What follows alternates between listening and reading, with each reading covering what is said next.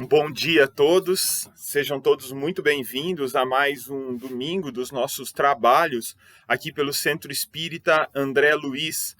Primeiramente, eu gostaria de convidar a todos, a pedir a todos, que coloquem um copo com água para fluidificar, para que nós possamos tomar após a nossa palestra, né? Após o encerramento dos nossos trabalhos. Pode colocar mais de um copo, se tiver mais de uma pessoa na casa, pode pôr uma jarrinha, e nós façamos a nossa oração pedindo para fluidificar essas águas. Então vamos começar pela nossa oração de abertura, e depois eu vou dar alguns recadinhos antes da gente começar a nossa palestra. Então vamos fechar os nossos olhos, pedir a Deus que nos abençoe nesta manhã de domingo, que esteja conosco, nossos protetores, os nossos amigos espirituais, que o nosso Mestre Jesus esteja nos auxiliando, que nós possamos retirar dessa palestra os ensinamentos de que precisamos para a nossa evolução moral, espiritual, que nós possamos terminar este dia melhor do que nós começamos. Muito obrigado, Senhor, e que assim seja. Então, alguns recadinhos, o de sempre, né? Pedir para que vocês se inscrevam no nosso canal. Isso é muito importante. Aqui embaixo tem um botão inscrever-se. Se ele tiver vermelhinho é porque não está inscrito ainda. Então, se tiver escrito o botãozinho vermelho inscrever-se, clica no canal inscrever-se, ativa o sininho. Do lado vai aparecer um sininho lá, clica todas as notificações, porque sempre que a gente lançar vídeo novo aqui no canal, vocês vão ser avisados. Nós temos palestras ao vivo aqui todos os domingos, às 9 horas da manhã, e palestras ao vivo também, todos os domingos e segundas-feiras, às 19 horas, no Centro Espírita Eurípides, no canal do Centro Espírita Eurípides Barçanufo, também aqui no YouTube. E às 9h45 da manhã, logo após terminando essa palestra aqui, alguns minutinhos, às 9h45, teremos também vídeo novo da evangelização infantil. Então, convido as crianças a assistirem, os pais colocarem as crianças para assistir às palestras. Dando continuidade, então, com os nossos estudos do livro A Boa Nova, e antes da gente entrar no capítulo de hoje, vamos falar um pouquinho sobre história. Por volta do ano 146 a.C., no ano 146 a.C., Roma conquistou a região da Grécia. O que ocorre, em geral, em casos como este, é que os conquistadores imponham a sua cultura sobre o povo conquistado.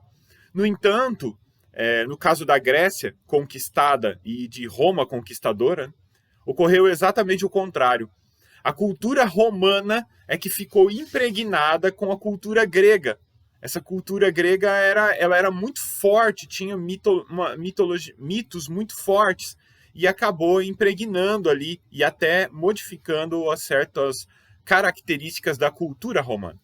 Essa cultura grega, através da cultura romana, foi se espalhando por todo o território que havia sido conquistado pelos romanos, chegando até Jerusalém e as demais cidades vizinhas, onde vivia grande parte do povo judeu.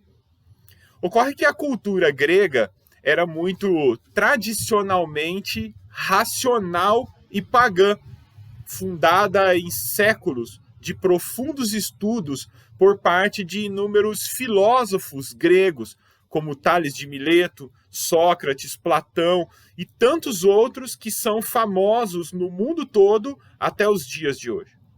Uma das consequências dessa influência da cultura grega na cultura romana, principalmente no campo religioso, foi o afastamento entre o governo judeu local e alguns grupos religiosos que pregavam a defesa de costumes mais tradicionais.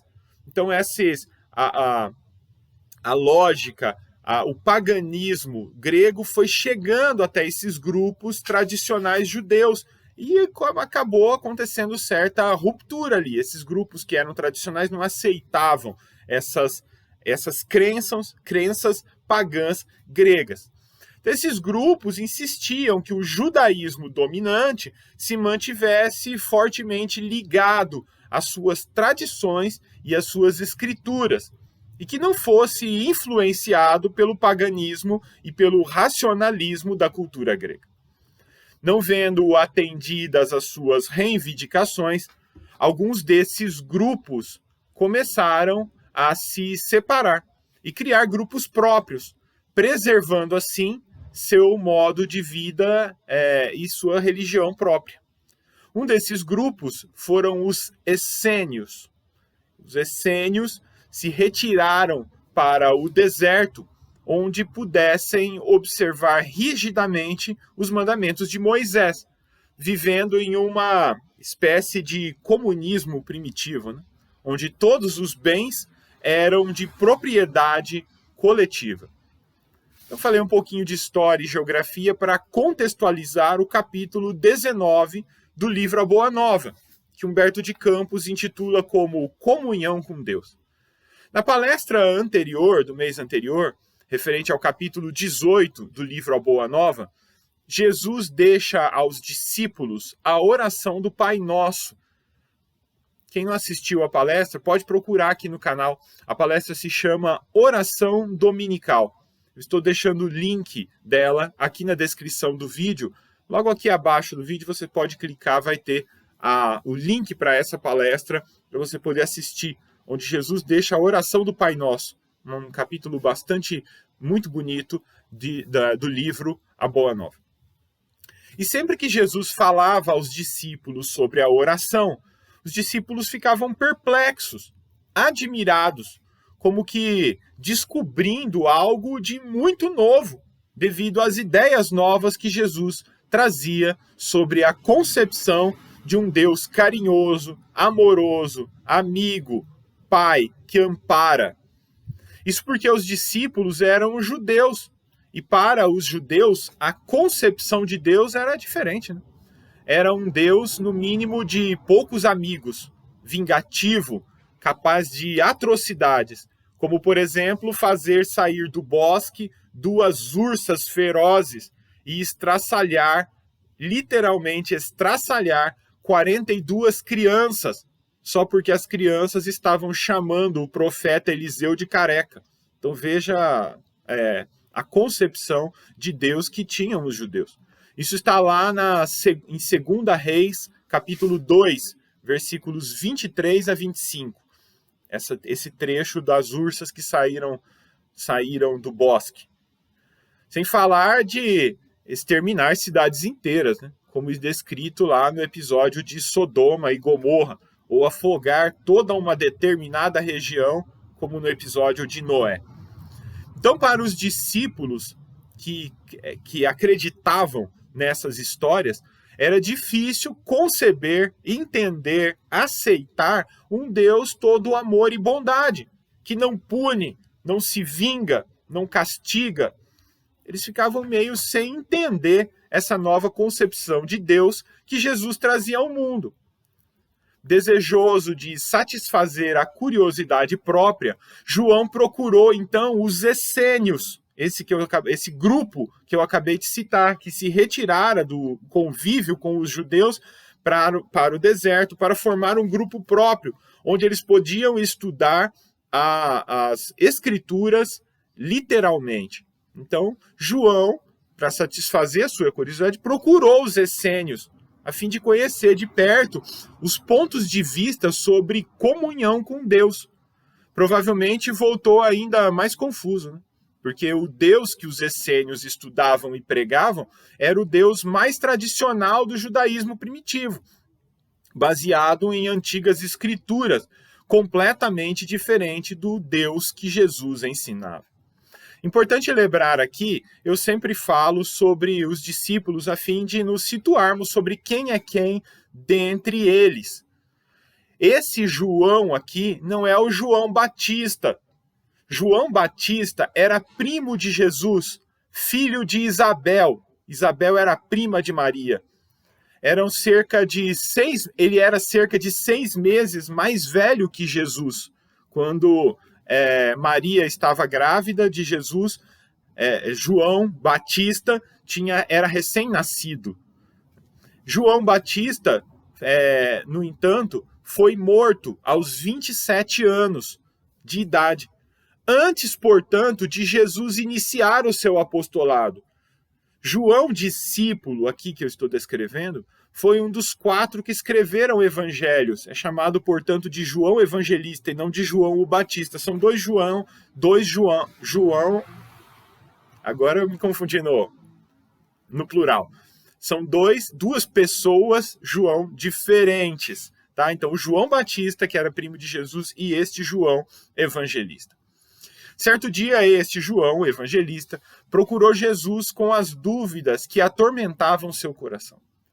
Mestre, tenho desejado sinceramente compreender os meus deveres referentes à oração, mas sinto que minha alma está tomada de certas hesitações. Desejo esta comunhão eterna com o Pai, mas as ideias mais antagônicas se opõem aos meus desejos. Então veja que João estava confuso. Jesus falava uma coisa sobre a oração, aí ele ia procurar os essênios, eles falavam outra coisa completamente diferente sobre a oração. Isso entrava em conflito com as suas próprias crenças de judeu. A resposta de Jesus deve ser o foco dos nossos estudos de hoje sobre a oração e sobre a nossa própria conexão com Deus.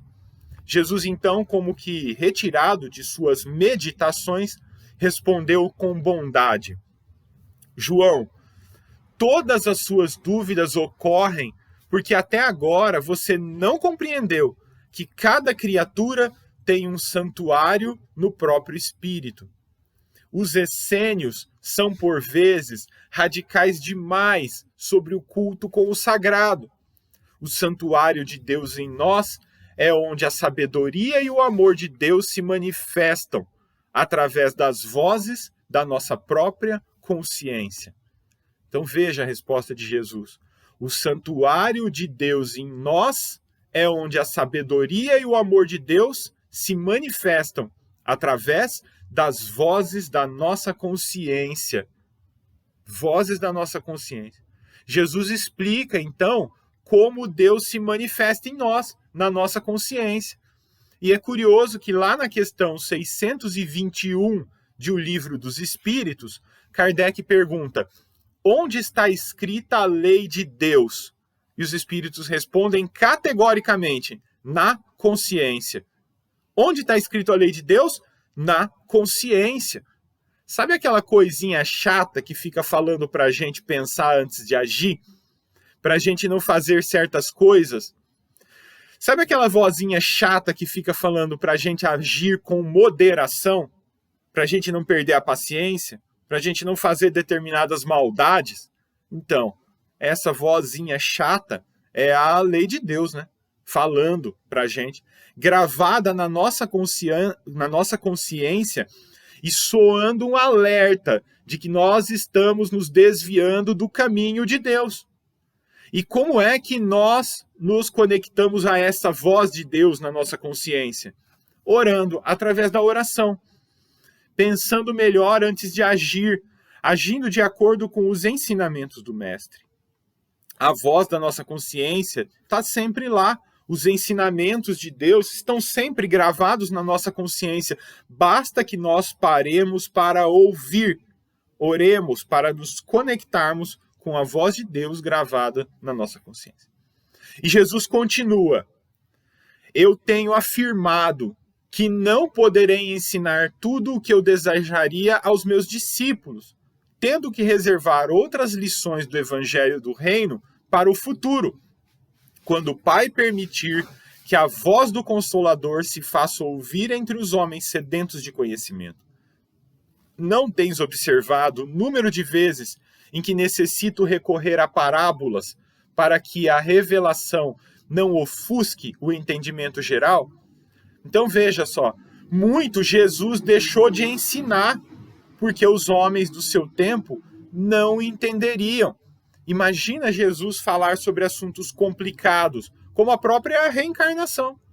Quando Jesus conversa com Nicodemos, que era um doutor da lei, um homem instruído, estudado, e Jesus fala para ele que é necessário ao homem nascer de novo, Nicodemos não entende e questiona como um homem já velho pode voltar ao ventre de sua mãe para nascer uma segunda vez? Então veja, o desconhecimento sobre o divino que as pessoas tinham na época. Isso era Nicodemos perguntando, um homem estudado. Jesus até questiona ele. Nicodemos, és mestre e ignora esse conhecimento? Então veja que as pessoas não tinham esse conhecimento na época. Nós espíritas acreditamos que o espiritismo é o consolador prometido por Jesus, tal qual o próprio mestre prometeu. Como está descrito lá em João 14, né? Jesus diz, e eu rogarei ao Pai, e ele vos dará outro consolador, para que fique convosco para sempre. O Espírito da verdade, que o mundo não pode receber agora, porque não o compreende. Então veja que essa descrição, ela cabe certinho com o advento do Espiritismo, né? O Espírito de verdade, que veio ao mundo quando a humanidade está preparada para recebê-lo. E veio explicar tudo que o Cristo não pôde explicar, porque a humanidade não tinha capacidade intelectual para compreender. Hoje, obviamente, que o ser humano é muito mais evoluído intelectualmente e moralmente também do que na época de Cristo. E hoje tem a capacidade de entender o que o mestre disse em forma de parábola. E Jesus finaliza sua resposta a João dizendo o seguinte: a comunhão da criatura com o Criador é, portanto, um imperativo da existência, e a prece é o luminoso caminho entre o coração humano e o Pai de infinita bondade. João escutava essas observações do mestre, parecendo meditar fortemente. Entretanto, ainda perguntou para o mestre: mas a oração deve ser de louvor ou de súplica? Olha só a pergunta de João. Quando a gente faz oração, a gente tem que louvar ou suplicar? Em outras palavras, nas nossas orações nós temos que agradecer ou pedir? O que a gente faz oração? Geralmente a gente faz para pedir, né? Quando está num sufoco, num desespero danado, a gente até fica de joelhos, né? Ajoelha para pedir a Deus alguma coisa. E Jesus, sempre bondoso e paciente, responde ao discípulo: por prece, devemos entender todo o ato de relação entre o homem e Deus. Então, o que é a prece? Todo o ato de relação entre o homem e Deus. Por isso, seja como agradecimento ou pedido, a oração é sempre um esforço da criatura em face da providência divina. Os que apenas pedem podem ser ignorantes. Os que só louvam podem ser somente preguiçosos. Todo aquele, porém, que trabalha pelo bem, então veja a observação de Jesus sobre a prece. Todo aquele, porém, que trabalha para o bem, com as suas mãos e com o seu pensamento, trabalha para o bem com as suas mãos e com o seu pensamento, esse é o filho que aprendeu a orar. Olha como que tem que ser a oração, segundo Jesus. Todo aquele que trabalha para o bem, com as suas mãos e com o seu pensamento. Então não adianta fazer uma coisa com o corpo e com o pensamento ficar pensando completamente diferente. Esse é o filho que aprendeu a orar na exaltação ou na rogativa, porque em todas as circunstâncias será fiel a Deus. A resposta de Jesus, sempre simples e direta, é esclarecedora, brilhante. Jesus responde que não adianta só a gente pedir, nem só a gente agradecer, que nós temos que agir. Veja o que Jesus fala. Todo aquele que trabalha pelo bem com as suas mãos e com os seus pensamentos, esse é o filho que aprendeu a orar. Isso é ação. Não adianta eu ter fé do tamanho de um grão de mostarda, ajoelhar, rezar, pedir, implorar e não fazer nada, nem por mim mesmo e nem pelo meu próximo. A esse respeito, Chico Xavier tem uma frase fantástica. Ele diz: é absolutamente inútil orar a Deus e continuar ferindo os outros. Veja a frase de Chico, que traduz exatamente o que Jesus acaba de dizer para João. É absolutamente inútil orar a Deus e continuar ferindo os outros. Eu oro, peço perdão a Deus pelos meus erros, mas eu continuo errando, insistindo nos meus erros. Eu vou na missa, vou no culto evangélico, vou no centro espírita, sou frequentador assíduo de uma determinada denominação religiosa, escuto o que diz o padre, o pastor, o palestrante espírita, acho as palavras maravilhosas, mas não aplico, não me modifico, continuo errando, continuo sem nenhum compromisso com a minha melhoria espiritual. Porque o evangelho de Jesus é isso, nos melhorarmos, sermos pessoas melhores, crescermos espiritualmente. Nas palavras de Paulo aos Coríntios, Paulo diz assim: se alguém está em Cristo, nova criatura é. Então, se nós estamos realmente seguindo os ensinamentos do Mestre, nós devemos ser novas criaturas. Deixar para trás a criatura velha e procurar errar cada vez menos, ouvindo a voz de Deus a nos dizer as suas leis gravadas na nossa consciência. E a esse respeito, a respeito deste assunto, nós temos a questão 919 de O Livro dos Espíritos, que eu insisto sempre em citar essas palavras nas palestras aqui, quando Kardec pergunta qual o meio mais eficaz para o homem se melhorar nesta vida e resistir à tentação do mal. Os Espíritos respondem: um sábio da antiguidade vos disse, conhece-te a ti mesmo. E Kardec pergunta novamente: essa parte aí a gente já conhece. Essa frase a gente já conhece. Conhece-te a ti mesmo. A gente já sabe isso. Isso aí, do conhece a ti mesmo, a gente já está de boa com isso. Mas qual o meio prático para a gente chegar a se conhecer? Kardec repergunta aos espíritos. E quem responde é ninguém menos do que Santo Agostinho. Ele que levava uma vida totalmente desregrada, descompromissada, descomprometida, que tinha um comportamento absolutamente questionável, quando conheceu os ensinamentos do Mestre durante uma pregação do arcebispo Ambrósio na Catedral de Milão, mudou completamente o seu modo de vida, convertendo-se ao cristianismo e tornando-se uma das figuras mais formidáveis do cristianismo. Então responde ele então a Kardec: fazei o que eu fazia quando vivi na Terra. No final de cada dia, interrogava minha consciência, passava em revista o que havia feito e perguntava a mim mesmo se não tinha faltado ao cumprimento de algum dever, se ninguém teria motivo para se queixar de mim. Foi assim que cheguei a me conhecer e ver o que em mim precisava de reforma. Então veja, quanto a gente tem feito isso nas nossas orações antes da gente dormir, parado um minuto para refletir sobre o nosso dia. O que eu fiz hoje? Será que eu dei algum motivo para alguém se queixar de mim? Quanto a gente tem feito isso? Essa conversa de Jesus e João passara-se nas redondezas da cidade de Jerusalém, numa das eventuais viagens do Mestre até aquela cidade. No dia seguinte, Jesus e João partiram em direção a Jericó, a fim de atenderem à programação de viagem organizada por Jesus. No trajeto, ambos se entretinham em admirar as poucas belezas do caminho, escassamente favorecido pela natureza. Estavam atravessando o deserto e a paisagem era árida.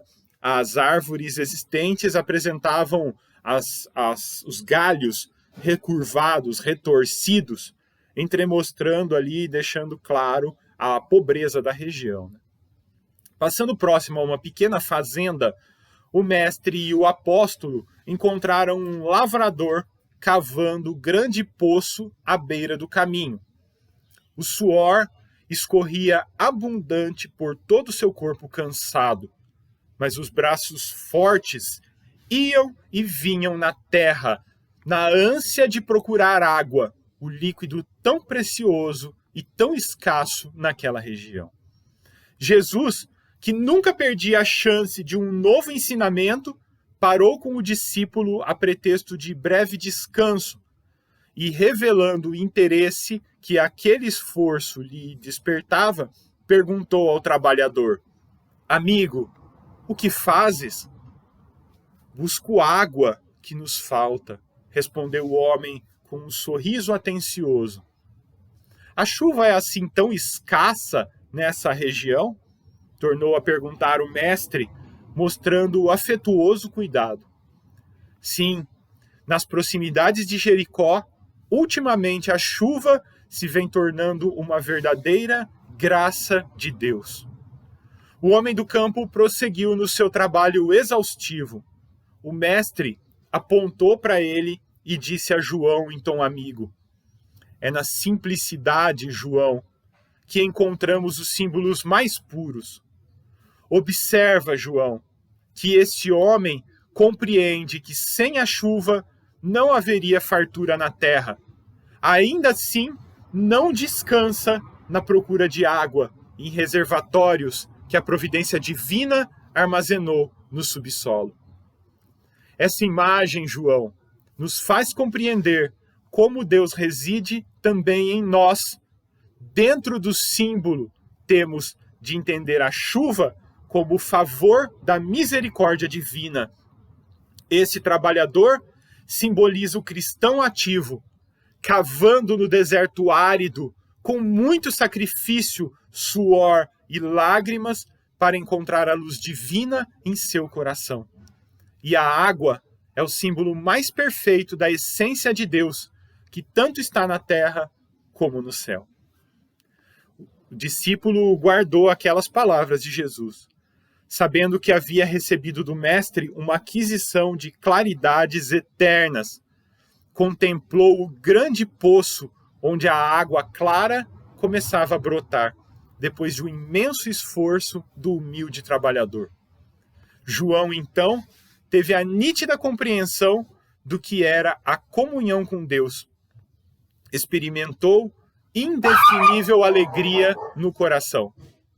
Tomou as mãos do Messias e as beijou com a alegria do seu espírito alvoroçado. Confortado, como alguém que vencera grande combate íntimo, João sentiu que finalmente compreendera o que era a comunhão com Deus. Que assim como João, nós também possamos compreender essa comunhão com Deus através da oração. Que nós possamos reconhecer que a prece, como descreveu André Luiz, é talvez o poder máximo conferido pelo Criador à criatura. Que todos os dias nós possamos elevar o nosso pensamento a Deus em oração, para dizer como José Silvério Horta, em poesia psicografada por Chico Xavier: Pai nosso que estais nos céus, na luz dos sóis infinitos, paz de todos os aflitos deste mundo de escarcéus. Santificado, Senhor, seja o teu nome sublime, que em todo o universo exprime concórdia, ternura e amor. Venha ao nosso coração o teu reino de bondade, de paz e de claridade na estrada da redenção. Cumpra-se o teu mandamento, que não vacila e nem erra, nos céus como em toda a terra, de luta e de sofrimento. Evita-nos todo o mal, dá-nos o pão do caminho, feito na luz, no carinho do pão espiritual. Perdoa-nos, meu Senhor, os débitos tenebrosos de passados escabrosos de iniquidade e de dor. Auxilia-nos também nos sentimentos cristãos a amar nossos irmãos que vivem longe do bem. Com a proteção de Jesus, livra nossa alma do erro sobre o mundo de desterro distante da vossa luz. Que seja a nossa ideal igreja, seja o altar da caridade, onde se faça a vontade do vosso amor, que assim seja. Que Jesus nos abençoe a todos. Mais uma vez, eu gostaria de pedir para que os amigos compartilhem o link com os amigos, com os familiares, curtam o nosso vídeo, clica no joinha aí para curtir o nosso vídeo, e se inscreva no nosso canal. Com essa oração de Silvério Horta, eu finalizo os trabalhos de hoje, agradecendo mais uma vez a audiência de todos e tenham todos um bom domingo. Que Jesus nos abençoe a todos.